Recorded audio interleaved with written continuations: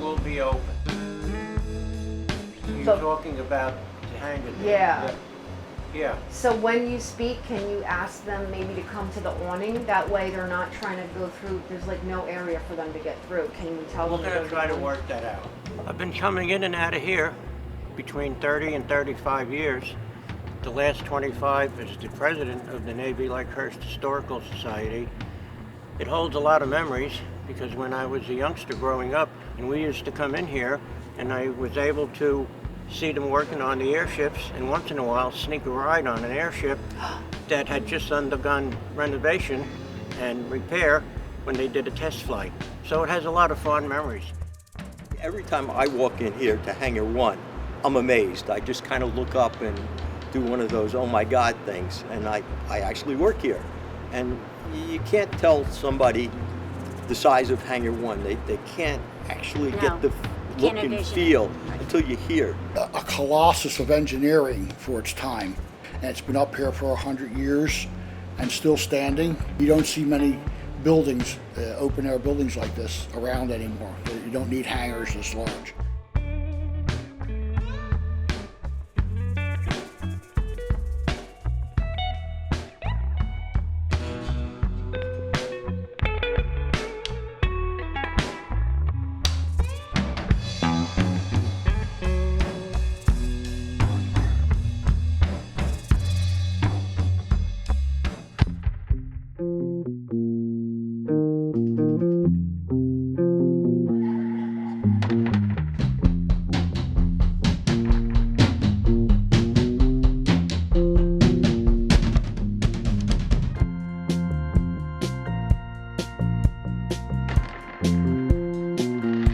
Welcome to the centennial commemoration of a century of service to our nation here at Lakehurst. And we're here to reflect on 100 years and our nation's most unique military installation. As we marvel at all that has occurred here, let us also remember the lighter than air pioneers who strove to bring us all the new ways to travel across the oceans. Let us remember the 36 passengers, crew, and ground crew that perished during the Hindenburg disaster on this very spot. It's starting to rain again. The rain had slacked up a little bit. Did you see it? I was here. When it blew up? Yeah, I was here. Talk about how it was and what happened? My job with 5 other sailors was to help put this little flight car underneath the tail and secure it. And we were about 400 or 500 feet away from the nose. As we were running towards the ship, we saw one man come out of the nose and jump out, and he was up 300 or 400 feet, and the fire was right behind him. And then when the nose hit the ground, we saw another man, part of the crew, come out. He was burned from the top of his head to his heels. All he had on was his shoes. The passengers on the Hindenburg were almost on the bottom third of the ship. We got to one of the compartments, and here was an old couple still sitting in there on the bunk in their room. We told them it was time to get out, and we helped them to get out. I mean, the fire was already out. That's right. You got all the ambulances got here, fire department, but the fire was already out. And the ambulances brought people to Paul Kimball in Lakewood and some to Point Pleasant. Quite a sight. That's why expanding the tours is important, because when they walk in here, they do the, oh my God, this place is big. Down the other end, we've got the control car from the movie The Hindenburg, which George C. Scott was in. But they gave it to the Historical Society, and many of our members have contributed to its accuracy to an even greater degree than it was. This is the front You see the two steering wheels for going left and right and up and down. The actor Charles Durning portrayed the captain, and if you watch that movie, you will see him in this very object here. Good piece of history, and people now get to see it, get to look at how things looked back on the Hindenburg, because people know about the crash, but they don't know the details. This helps them understand what the details are. You can see how things were, how technology has changed through the years. These are replicas of what the phone system looked like back then. One of our guys created it. But Hangar 1 is also part of the story. Today we also honor the 100th anniversary of Joint Base Lakehurst, which considers to be the center of innovation for the United States Navy. This hangar was finished in 1921. I think it cost only about $3 or $4 million at that time. I'm not sure, just the price, but it wasn't much more than that. And it's 806 feet long. It's 254 feet wide and about 180 feet high. This hangar here was made spark-proof. In case of hydrogen, no spark could occur in here. The Hindenburg one was originally supposed to have been 812 feet long. When they found out that the hangar was only 806 feet, they cut 8 feet off of it so it would fit in this hangar. That's right, they did that. This hangar here was designed for two rigid airships, the Shenandoah and the R-38 that the British was building for the United States was supposed to be housed here.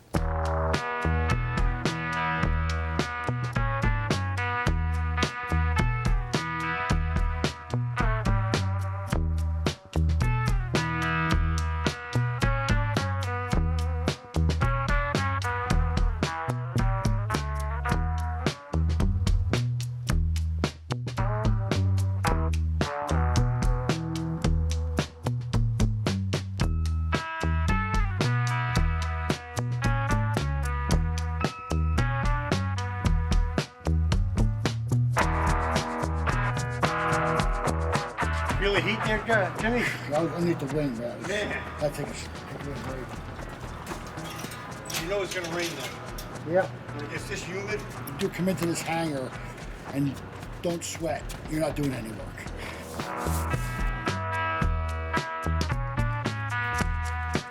This airplane was going to be scrapped. And we like to take things and just make it not scrap anymore. We want to make it something somebody can appreciate. And we appreciate it. It gives people, generations from now, a chance to see what this is all about. There isn't many F-8 Crusaders left in the world today in one piece. This being a very early model, stands to reason we should preserve it as long as the sheet metal will last.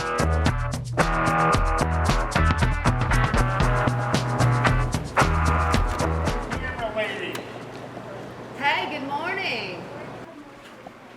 Hello. How are you? So much history in here. It's really cool. I feel like history is the most important thing. If there's no one there to care about it, then it's almost like it never happened.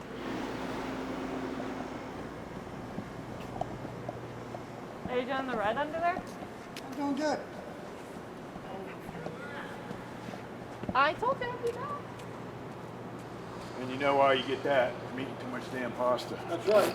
I had pasta for lunch, actually. I'm pretty excited about it. It's with pesto.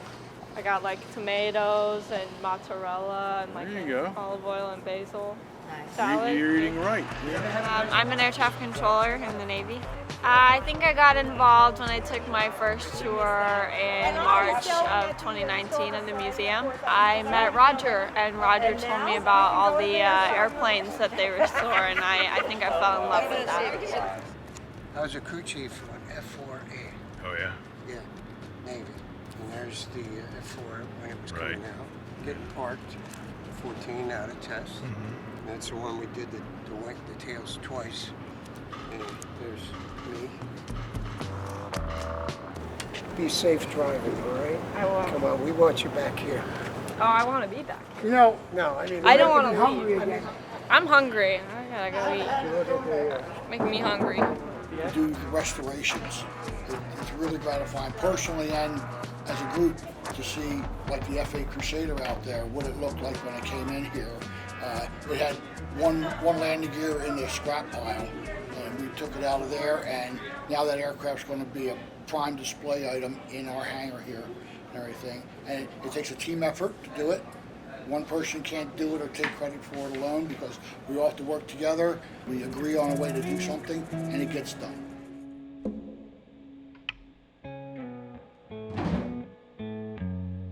And we take a lot of pride in making it as exact as we can. This is one decal. It's called the Stars and Bars. To make it the exact size, height, width, and the blue and white and the red are the appropriate thickness, we make a detailed drawing like this, and I take that over to the digital graphics people that work with me, and this is what the actual decal looks like.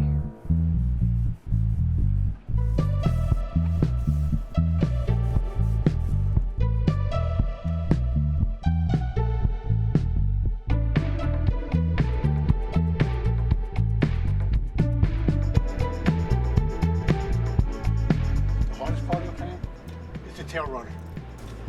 It's up high, and right now we don't have the equipment to reach up that high, so it's a matter of climbing ladders, plus the fact that the tail rudder too control surfaces, which is actually the moving parts that the plane maneuvers with, they get painted white. You don't want to overlap too much of the gray with the white, because the white doesn't cover gray as easy as gray covers white. You're a very smart man. Just handy. Growing up as a kid, my parents couldn't afford to buy me a bicycle until I was much older. Me and my friend across the street, we go out there on cleanup week and take bicycles out of the garbage, rebuild them, and sell them. But we used to get in trouble. Don't get too close, you'll get wet. Everything rains down on it, and every year it needs to be scrubbed and polished, and we try to keep it in the same condition it was when it flew in the active Air Force. All my doctors ask me if I go to a gym or have a run or anything like that, and I said no, but I'm fairly active.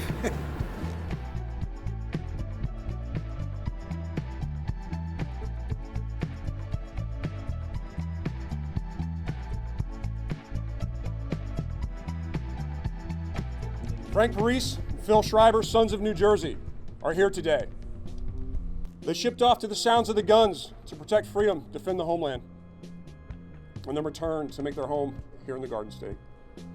We welcome you aboard again, and we salute your service. And we hope that our service, the men and women here, honors the sacrifice of your shipmates.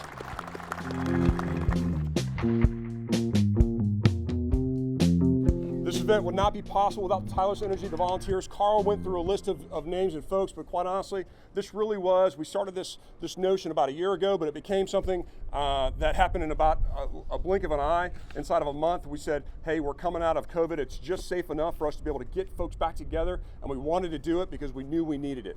We needed to recognize the history and heritage of what this portion of our nation's defense has done for the past century. But we also knew that we needed to come together as a community again, to reconnect, to see smiling faces, to embrace the sunshine and the fresh air, and to form those bonds that will help propel us into the future. First and foremost, thank you so much for all the volunteers. Thank you for the overtime. I think you will see, based on the community and the response, it was time well spent, so thank you very much. And please, for those that are here, before you leave, please check it out. This team works all on volunteers, all on donations, and this is a shameless plug because I love these guys and gals and what they do. They have immense pride. Their collection is remarkable. The seaman is being given last rites by the chaplain. Turns out that specific seaman did not die. He died later when he was 90. Wow. But that picture he came, isn't that cool? Something. Yeah. Wow. Vietnam was my era, so that's the one I talk about the most. And because we had a huge POW gathering here at one time, and we had set up the whole room for them. And the stories we got out of them were amazing. I mean, Peter was with them more at dinners, and you know, I was, but they were incredible. A couple of stories. We had pictures that somehow came from Vietnam of some of the POWs, and we had names underneath them of who they were. Yeah. So I'm conducting a tour with one of the POWs, and he points to one of the pictures. He says, "You've got the wrong name on that." I go, to the best of our knowledge, that's who it was. Right. So I go, "Do you know who it was?" And he goes, "Yeah, it's me. You know, hair coming up on you, hair back of your neck, you know." Obviously, we changed the name quickly, but I mean, you know, unbelievable. And that's happened here twice. Okay, and then this is a Marine uniform from World War II, you know, the Pacific side. What we're showing is these are two Japanese rifles called Arisaka rifles. Okay. Normally they would have a bayonet on the end, and you've seen some of the bayonets on the other rifles. But we took them off so we could show you the saber also.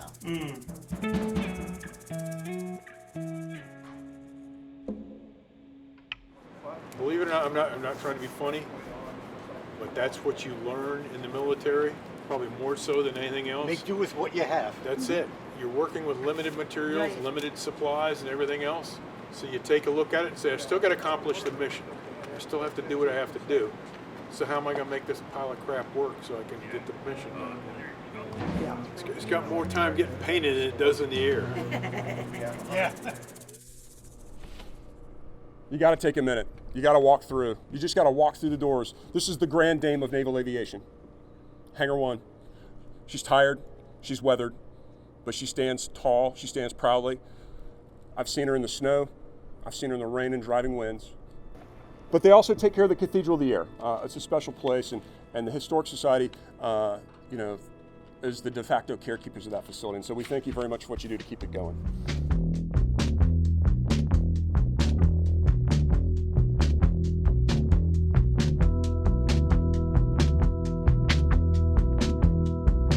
Over 40 people here today from the American Legion. We couldn't have knocked on nearly enough accomplished without their support, so we are truly blessed and grateful to have them here today, and I'm sure we're going to be working with them more in the near future, and we're very excited about that, and this is probably the best turnout we had since the pandemic, so we are very grateful to have had their support today. They were wonderful.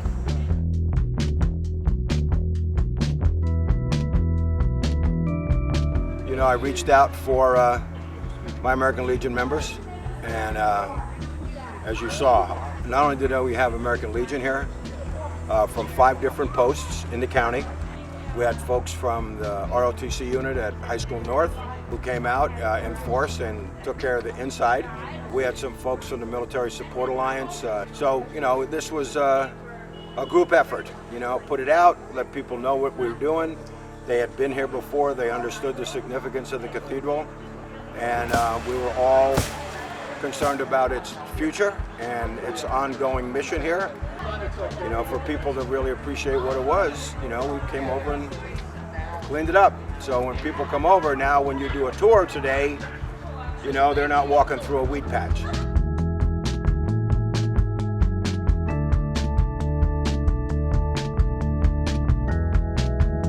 What I feel about this cathedral is that it's beautiful as the landscape, and as soon as you drive past it, it's something that's eye-catching. It's something that looks like a castle. I had the opportunity to actually volunteer here previously and clean inside, and I'm so amazed, and it's so beautiful, and it's something that I feel that is very important to the community and important to NSA Lakehurst.